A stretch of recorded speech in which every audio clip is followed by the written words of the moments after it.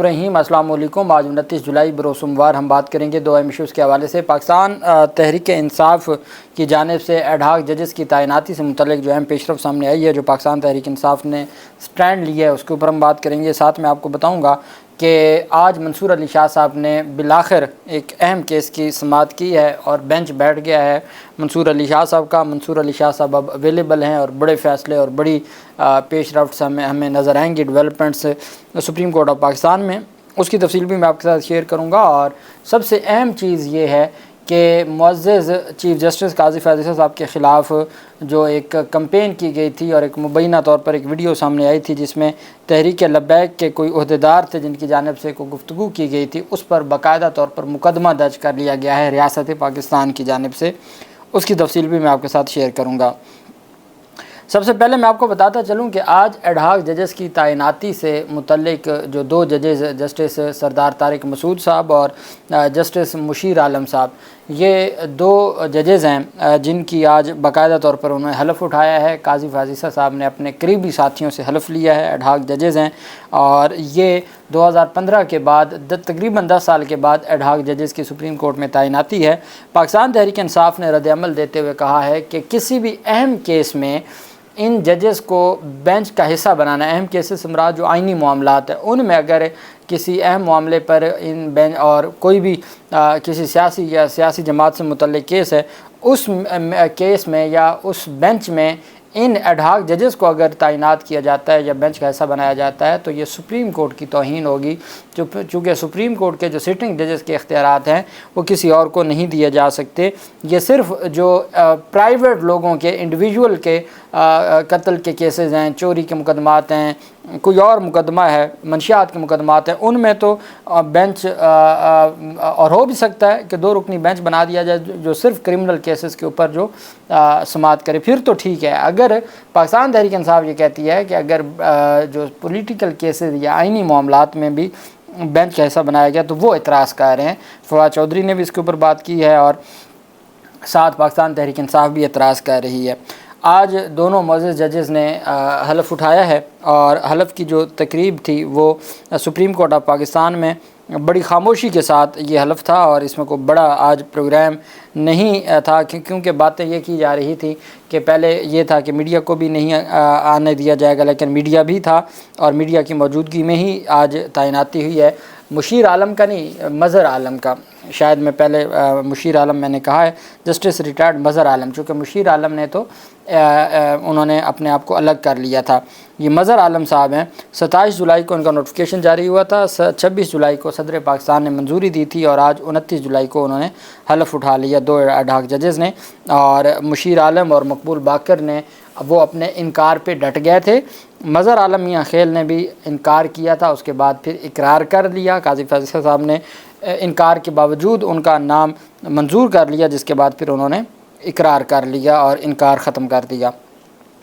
وہیں پہ تحریک لبیک کے نائب امیر، چونکہ اب یہ ایف آئی آر میں آ گیا ہے تو پہلے تو کنفرم نہیں تھا لیکن اب ایف آئی آر میں آ گیا تو اس کا مطلب ہے کہ وہ تحریک لبیک کے نائب امیر ہی ہیں۔ چیف جسٹس قاضی فیاض عیسیٰ صاحب کو جان سے مارنے کی دھمکی پر ٹی ایل پی کے نائب امیر کے خلاف مقدمہ درج کر لیا گیا ہے۔ نائب امیر پیر ظہیر الحسن شاہ ان کا نام ہے، ان کے خلاف تھانہ قلعہ گجر سنگھ میں ایس ایچ او حماد حسین کی مدعیت میں مقدمہ درج کیا گیا ہے۔ مقدمے میں انسداد دہشت گردی ایکٹ، مذہبی منافرت، فساد پھیلانے، عدلیہ پر دباؤ ڈالنے، اعلیٰ عدلیہ کو دھمکی، کاریہ سرکار میں مداخلت اور قانونی فرائض میں رکاوٹ ڈالنے کی دفعات شامل کی گئی ہیں۔ ایف آئی آر کے مطابق پریس کلب کے باہر احتجاج سے پیر ظہیر الحسن نے اعلیٰ عدلیہ کے خلاف نفرت پھیلائی۔ ٹی ایل پی نائب امیر نے جسٹس فیاض عیسیٰ کا سر لانے والے کو 1 کروڑ روپے دینے کا اعلان کیا۔ تحریک لبیک کے نائب امیر سمیت 1500 کارکنان پر مقدمہ درج کیا گیا ہے، 1500۔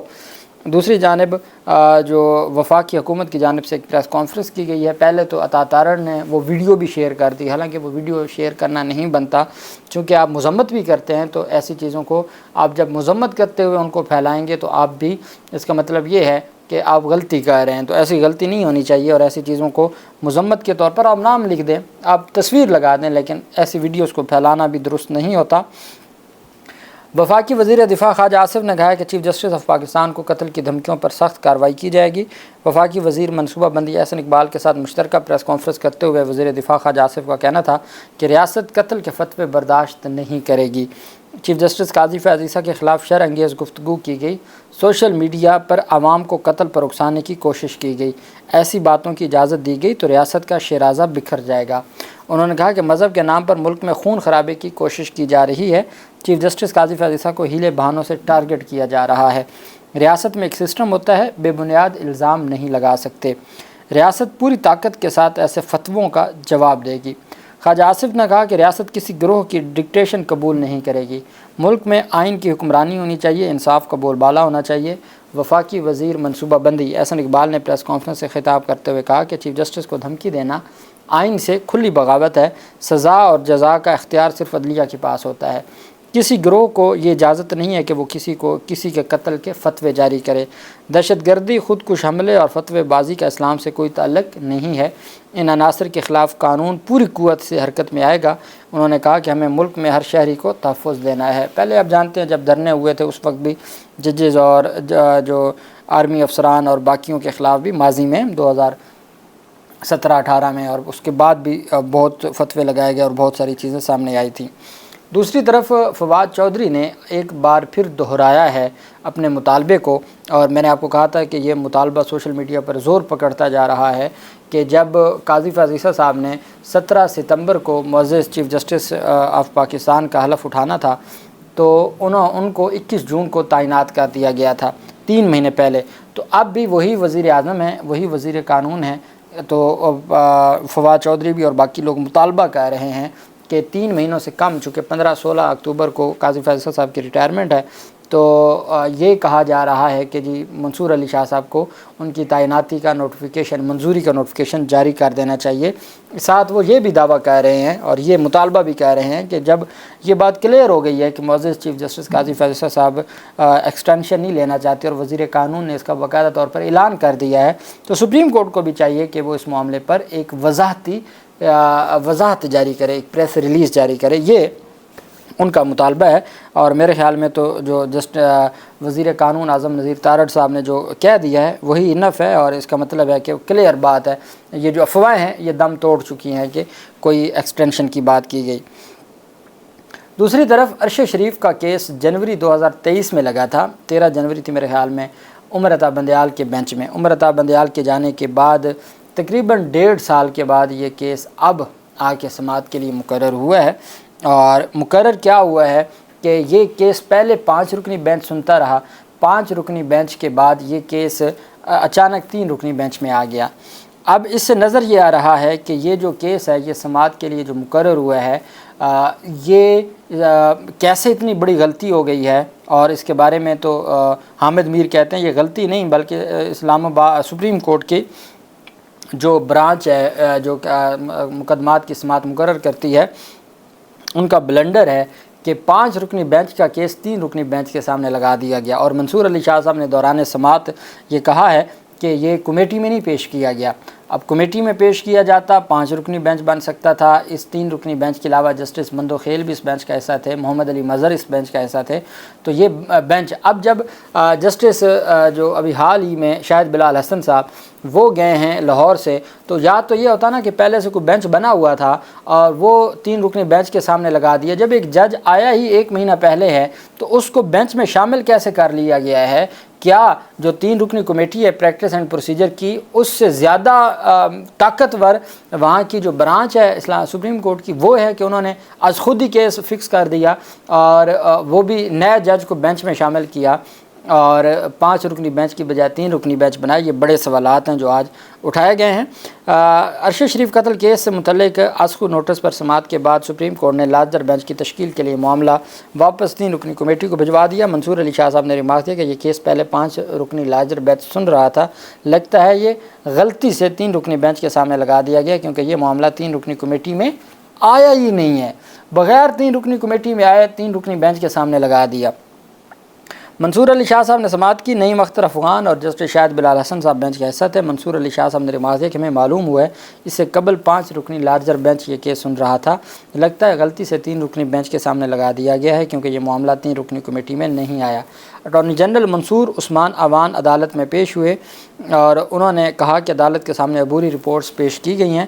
اٹارنی جنرل نے کیس کی سماعت کے دوران موقف اپنایا کہ مشترکہ قانونی معاونت کا مسودہ تیار کر لیا گیا. یہ 1.5 سال بعد کی کارکردگی ہے کہ جو 1.5 سال پہلے آرڈر ہوا تھا آج کہا جا رہا ہے کہ تیار کر لیا گیا ہے. کابینہ کے آئندہ اجلاس میں قانونی معاونت کی منظوری ہو جائے گی. جسٹس منصور علی شاہ صاحب نے استفسار کیا کہ کیا کینیا کی عدالت سے بھی کوئی فیصلہ آیا ہے. کینیا کی عدالت سے بھی کوئی فیصلہ آیا چونکہ منصور علی شاہ صاحب کے وہ نالج میں ہے. اٹارنی جنرل نے جواب دیا کہ جی بالکل وہ فیصلہ بھی آیا ہے. دوران سماعت جسٹس منصور علی شاہ صاحب نے ریمارکس دیتے ہوئے کہا کہ ابھی ہم اس کیس کے میرٹس پر بحث نہیں سن سکتے. یہ بہت اہم ایشو ہے اور ہم چاہتے ہیں کہ اس کو 5 رکنی بینچ ہی سنیں. شوکت عزیز صدیقی کے وکیل شوکت عزیز صدیقی نے کہا کہ میں نے ایک درخواست ارشد شریف کے خاندان کی جانب سے دائر کی تھی.